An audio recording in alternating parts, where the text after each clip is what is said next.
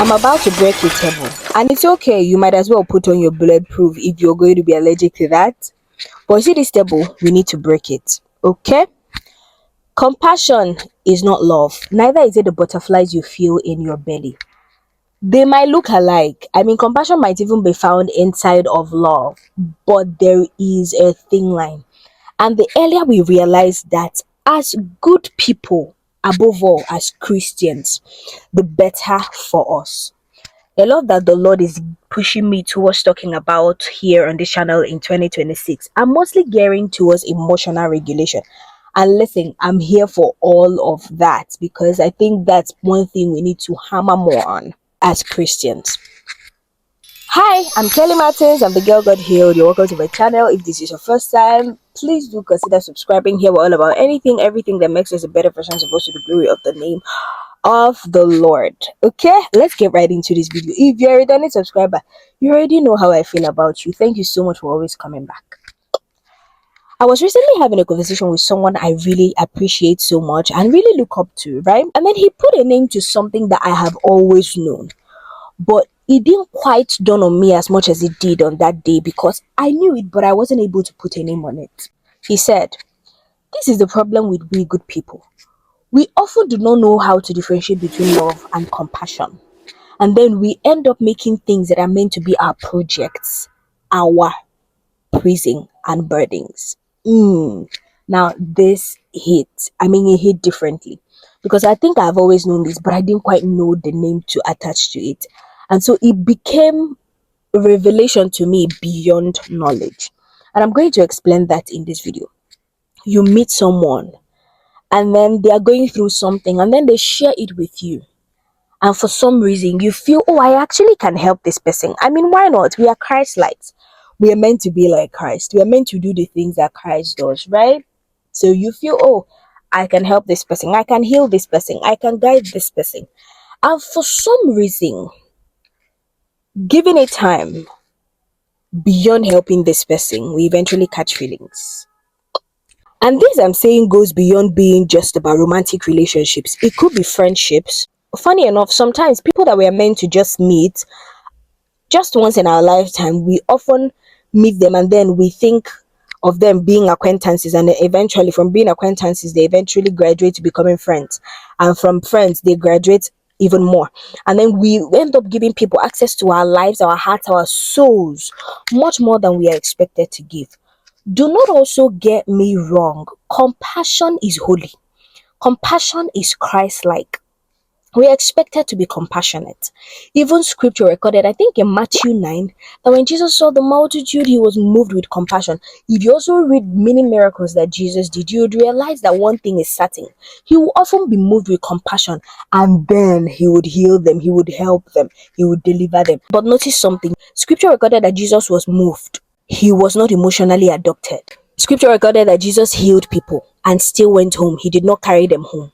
Or you see, for us, some of us will heal people, some of us will help people, some of us will be God's hands and feet towards people, and then we want to carry them home, and then we'll give them access into our lives, and then we end up hurting and destroying our lives, even altering our destinies at some point.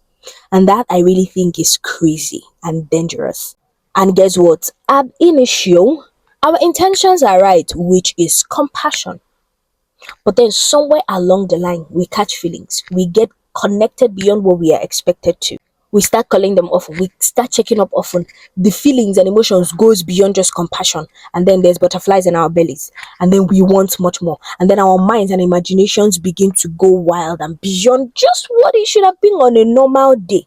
And what eventually happens is that we end up altering not just God's plan for the person, wanting to use us as instruments to reach to them, but we end up altering our destinies too. Now, scripture says, guard your heart with all diligence, because out of it flows the issues of life.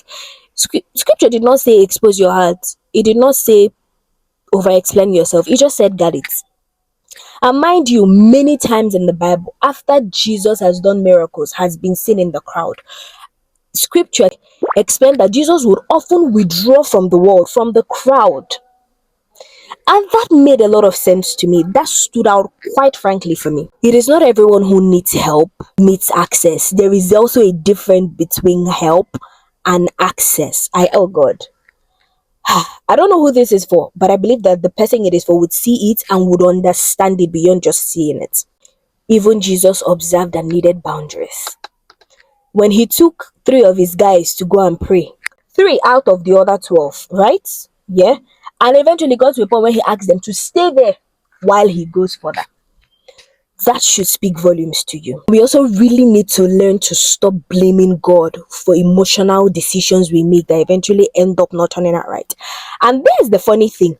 Many times, greater percentage of the times, when we make decisions emotionally driven, we end up flopping things, messing things up, because emotions are not good drivers, they're just better passengers. And I talked about this in the last video or last 2 videos I made. You might want to check that out.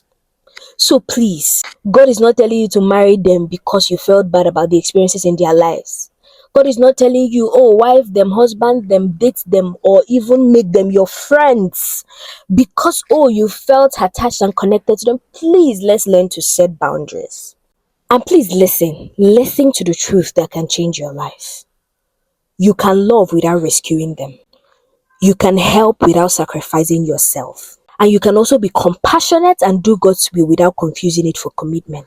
Some people are called to just your hands for help and not your heart. And you know, when compassion stays in place, love, true love would come without confusion, without regret, and without exhaustion. So let's stop marrying our assignments. Let's stop having butterflies in our bellies for people who we are just meant to show compassion and move on with our lives. And let's stop befriending our projects, lest they become burdens, prisons. That is a total disaster.